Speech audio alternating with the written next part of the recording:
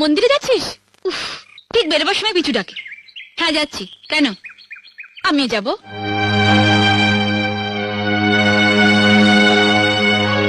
এইভাবে যাবে? এই পোশাকে? লোকে ভাববে চৌধুরী বাড়ির বউ আর ঝি যাচ্ছে।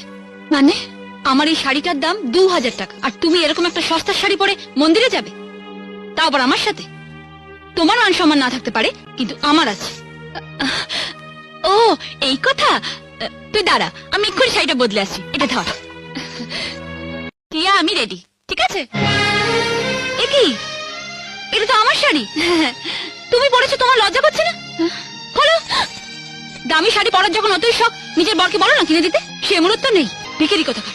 কি বলছিস তুই টিয়া? তুই আমি দুই যা, আমরা বোনের মতো। তোর শাড়ি আমি পরবো, আমার শাড়ি তুই পরবি, এটাই তো স্বাভাবিক। থাক দিদি, অনেক হয়েছে। আবার না বলে বসো তোমার বরকে আমি রাখবো, আমার বরকে তুমি রাখবে, সেটাও স্বাভাবিক। টিয়া, কি আবার চোখ রাঙানো? বলছি আমার শাড়ি।